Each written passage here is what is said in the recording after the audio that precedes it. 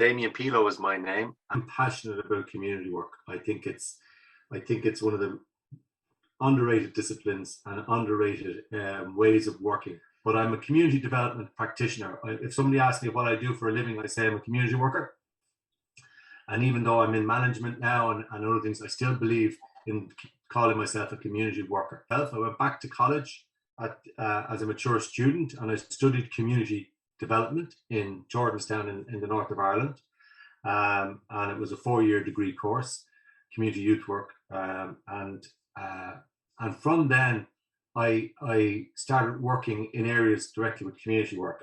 And before I went to college, I was interested in justice and social justice issues, but really didn't have language around it, didn't understand the language around it, didn't really know. It was more of a charity-based model. I wanted to help. I wanted to be somebody that gave something to the community. But going to, and I did a range of different work. So I volunteered in youth centers, I volunteered in clubs and other places.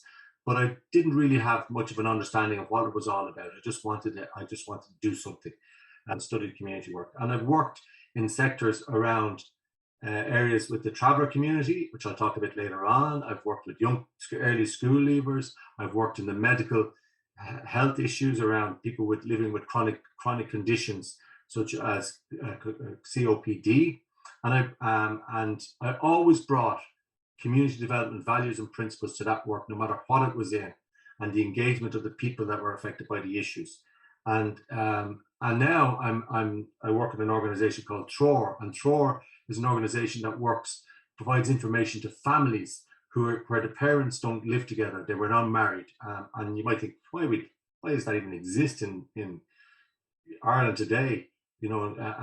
Because our constitution was set up to support a family that was based on marriage. And if you have children that are born outside of that marriage, even though we've come a long way and we've changed our language and how we communicate about children, we still have legislation and policies that are supporting families that are based on marriage and not families at all. So, not all family types. So Treoir provides a lot of range of support and information to families who have parents who have children outside of that marriage situation. And so what I want you to hear from that is, no matter what area you bring, what area you're working in, whether it's the disability community, whether it's refugees and asylum seekers, whether it's travelers, whether it's prisoners, whether it's drug and alcohol addiction, and you bring community development practices, I believe it's transferable across a whole range of areas. Talked about the issues of participation and engagement, of resources, of access to resources and equipment, the individualized change versus the systemic social change, the pace of change that can be very slow. That notion of chipping away, people remaining engaged, because you get participation at different times, and people remaining engaged is a huge challenge. And the valuing your expertise, the lived experience versus the perceived sort of theoretical belief. So community development, a definition, is a long-term process whereby people who are marginalized or living in poverty work together to identify their needs, create change, exert more influence in the decisions which affect their lives, and work to improve the quality of their lives, the communities in which they live, and the societies of which they are part of. Okay, so that's basically saying that people here already talked about the length of time it takes for change. So it's a long-term process. This community work isn't something you go in for a quick fix, and it's specifically working in areas of marginalization and poverty to look at working with people to identify their own needs, and it's about change. And Peelo took that to another level. Years later, Peelo, we review this all the time in community work. We look at our definitions and we think, well, what's appropriate for today? And they talk about it as a developmental activity composed of both a task, so a job, and a process, the way in which we do things.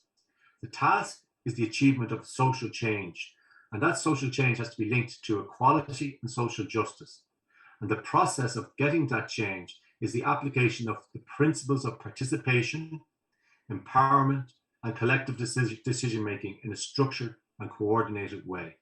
So it's not random, it's not individualized, it's not one person going off and trying to seek change. It's about a collective way of working, a collective decision-making, collective processes, the empowerment of people who are affected by the issues. And Community Work Ireland just slightly altered that and taken that a bit forward. And this comes from their document, the Standards of Community Development Practice. And so that's almost verbatim the same, but there's subtle changes that you should be able to see. That community development is a development activity comprised of both the task and process. The task is social change to achieve equality, social justice, and human rights. And the process is the application of principles of participation, empowerment, collective decision-making in a structured and coordinated way. So all of the definitions, doesn't matter which definition you pick out, really, for me, and over the years since I started back in the early 90s, with community development, always there's core elements. I would say there are 4 principles or 4 elements that are, no matter what definition they're in there. Participation. So actions and strategies led by those who are affected by the issue. And I think IMLI or ILMI has, Independent Living Movement Ireland, has nothing about us without us in your tagline. And that's one that we've spoken from the trenches in our campaigns and our fights of, no matter what group you're working with, you don't make policies and decisions without the people who are affected by the issue. No matter what community you're working in, whether it's an area you're developing a playground for children, you talk to children. If you're looking at, somebody talked about the structural changes in communities, needed, to make cities accessible and pathways accessible and buses. Who do you need to talk to make that happen? You don't sit in a room and make that happen without engagement. You can, but you usually get it wrong if you don't talk and engage the people. Collective decision making or collective action. So it's the greater good versus the individual outcomes. So it's about bringing people together so that it isn't just about me. It's about what are we doing in connection? What are we doing together? Now this could be even broader than the disabled movement. That it isn't just about disabled people. Who else is having these problems? Who else benefits from this change? Who else can we talk to about this? So that it isn't just us. We're building solidarity and collective responses from others. The big one, the element is social change, challenging and changing the status quo. If that isn't in there, it's not really going to be that long-term effective change. You might change it for the one person, but not for others. That social change is hugely important. And the last one is the one that the process, the way in which we work, the values and principles that underpin the way we operate. And often people will tell me about activism and they'll say, activism and community work are the same thing. Well, the difference is they may well be. You may be an excellent community worker and a great activist, but often activism is about individual stuff, or it can be you're engaging lots of people. But if your values and principles that you're using for activism are not based on the principles of equality, social justice, anti-discrimination, you aren't doing community work.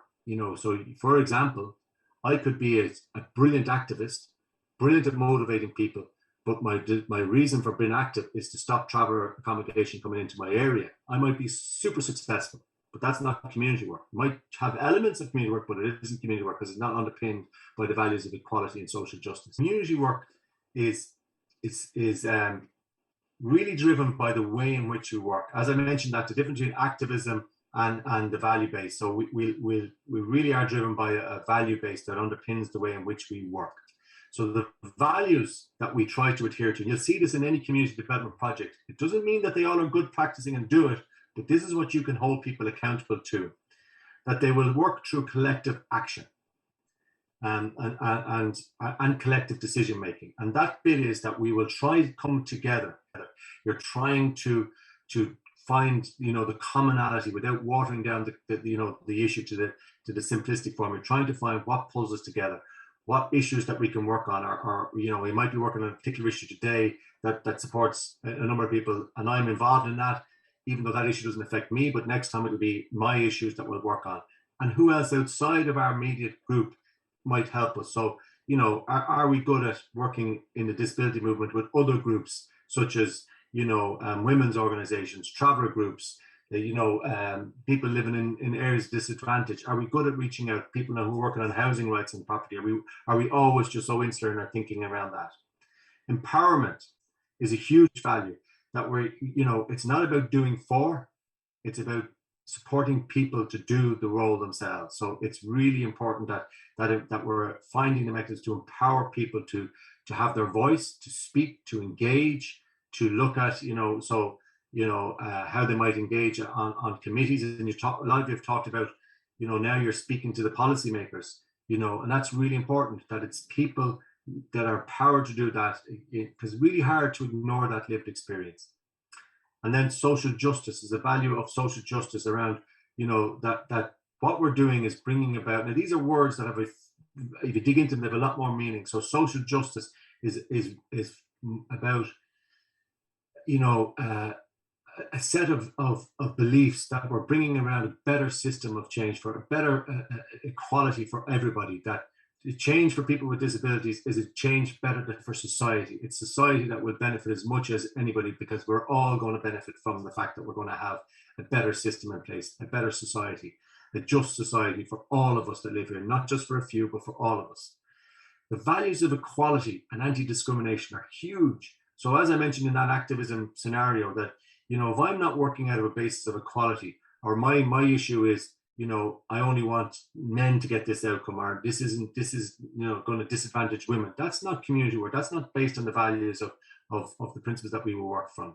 Fundamental one is the participation and keep people engaged. But that fundamental principle of nothing about us without us is really important. That and their hard work, they require effort, strategy, planning, engagement, building relationships. So they're really important. And when we look at the principles that underpin the work, you start to see these emerging. So if you think about, building relationships, it doesn't happen easily. If you go into a new area of work and you have to start engaging with people, and it's maybe a particular issue that you don't know that much about, you mightn't have that lived experience. You have to go and listen and be part of that, and building relationships and getting people to trust you, because you'll all have experienced, people who are helpful, but maybe gone today, they're gone tomorrow, or, they're not there for the long course. So building relationships is fundamental, building consistently quality relationships with people, which takes time, doesn't happen overnight. Understanding the reality of the community you're working with. So what's really going on in this community? If I'm going in and I'm thinking, look, we've got to be fighting for social justice, we've got to be getting the roads built here, we've got to be getting, and people are living in a situation where they haven't access to food, or they haven't access to, a park for their children. That might be the biggest issue that's going on, and the reality of their life, living in struggling to pay bills, is going to mean their engagement possibility is not as much as you might think. So you really got to understand the reality of what's it like living in that space. What is it like for that group of people? The collective analysis, working to build that collective analysis and collective outcomes, so that it's looking at the change for all, not just one. What are we trying to do here? So you've talked about this in terms of your particular work around the medical model versus the social model, how you've tried to shift that language and build that collective. I guarantee you, there's lots of disabled people that won't talk about the collective, that won't share that analysis. And how do you start to try and build and share that analysis? And how do you try to inform and build the evidence behind it, so that it has, change over time, and that more and more people will build that collective analysis. Collaboration and building alliance is hugely important. Thinking outside of your own groups. Who else will help us? What are the equality groups? What are the other groups that are working in this area or close by that we can build solidarity with and support? One of the best examples of that was around the equality, the marriage referendum. And one of the works that they put in years before we started to talk about it, was they started to build their alliances and their collaborations with groups that they brought on board to talk about. If we were to do this, would you be interested in this? Would you come on board with this? Hugely important. So when they came to announce it, they had a mass movement behind them of people who were already, signed up to these values and principles when it became public that we were going to go down for a referendum on marriage equality. Consciousness raising, and that leads to collective analysis. Hugely important. And again, that model of the social model versus the medical model. Consciousness raising, because not everybody living in the situation will have to share the same analysis. So there's a lot of work about informing that, building the evidence for it, speaking to people around why this is important, what the situation is happening for them, and why if we change the way that we think about it and raise our voices together, we might be able to bring that change. And equitable distribution of resources. So the principle about, that, society is unfair and unequal. And if we're going to have people talked about about getting resources, or if you have resources, getting access to equipment, equitable distribution of resources is fundamental. So you're always looking at, so you have to be political, budgets, you have to be thinking about, how do we get budgets in? How do we raise this? How do we do this so that's not a charitable model, that this is about, this is a rights-based model. This is a rights approach to our work. Your social analysis, you think about the local issue, how it connects to the regional, the national issue, and then the global issue. So what's going on in the world? So climate change is a classic example of that, but all this, if you think about anything in disability, what's happening locally, what's happening at national level. So in Donegal, is this the same practices that are happening across the country? Is this what we've signed up to at a European level? Is this what the United Nations is saying? So you can bring these issues from the global right down to local. You can hold the Irish government accountable in ways that you mightn't have thought you could if you have an analysis and awareness of what's happening at a social level. So power and understanding power is hugely important, because we live in a society where there are massive divergence and differences in power. Who holds power? Who maintains that power? Who that power serves, and we really want to talk about how that power dynamic works. And even in our space, so if we go into a room, who's got the power in that room? How are we acknowledging there's a power differential? How do we challenge that power differential? How do we engage with that power differential? And building the capacity of communities is really important. One that I always never loved that term, but it's really important one in terms of that analysis of the awareness raising, that ability. If you're working around people who have massive problems with literacy, had poor education opportunities, didn't have the same opportunities as others, you want to go online and do stuff online, and communities can't engage with that. They don't have the resources. Building the capacities of communities to engage, to speak up, to be able to articulate their needs at meetings. So lots of training and work that goes into that. Working in solidarity, hugely important, and I mean that across the board. So you're not standing on your own. You're out there marching for housing rights for everybody. If it's just housing rights for disabled people, and you don't care about the rights for lone parents, or the housing rights of travellers, or the housing rights for migrants and asylum seekers, and you don't care about, they're not going to support you when you need them calls. So it's building and working in solidarity. And speaking and changing the language to human rights, promotion of our rights. This isn't because this is a human right. My right to have accessibility, my right to personal supports, my right to have a control over my budgets, my right to have a sexual identity and all of those things. It's not additional rights, they're not special rights, they're human rights. Respect, value, and promote difference and diversity, and that's really important. So in the disability movement, if we can call it one, you'll have people with huge difference. You'll have people of different color skin, people from different ethnic backgrounds, people from, gender issues, transitioning from, in gender. You'll have a whole range of different things happening there. And if people don't feel welcome and respected and valued in those spaces, you're not going to be able to bring people together. So you have to make it very clear that this is an open and welcoming space, that people are here, no matter what they bring in, they're welcomed into these spaces, as long as they uphold the values that we're bringing to. It's about challenging racism, sexism, and discrimination. That community development is about that. Where you hear those, where you see those, you challenge them. You don't always. It's how you do it and when and appropriate to do it. But you don't support those. You don't support racists. You don't support sexists. You don't people who discriminate. You challenge that, and you try and provide a better society. Meaningful participation, because there is participation and there's meaningful participation.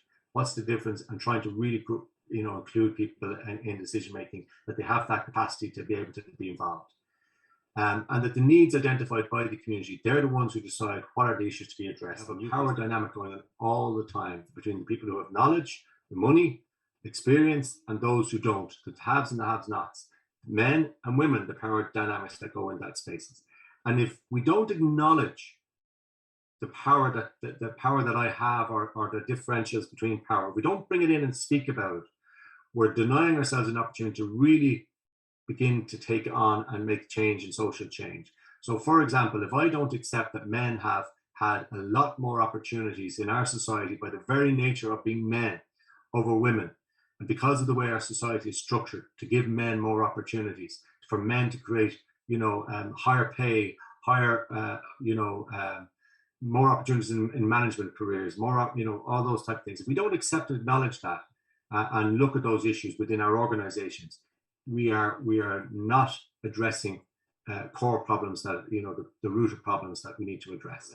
An example of community development that I was involved in that I felt had a huge impact in the lives of the traveller community, that took a long time to get there, is traveller ethnicity.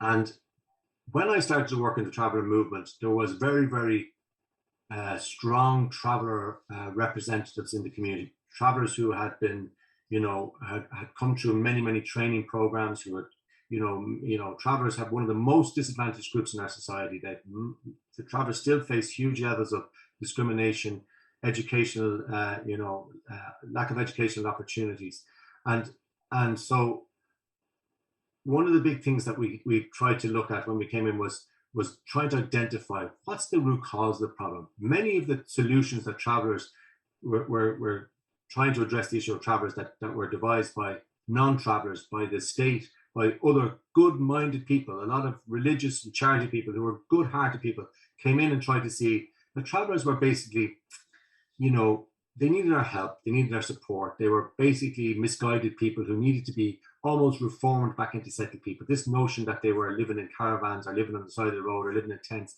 they'd lost their way in our society. We needed to bring them back in and support them around that. And a lot of investment, a lot of government policy reflected that thinking at the time. And yet, so when travellers didn't comply with that stereotype or thinking of what travellers were, they often face huge issues of race and discrimination that had a massive impact on their lives. So working together collectively, travellers began to look at what's the root cause of the problem. So racism, they named racism, racism, that was it.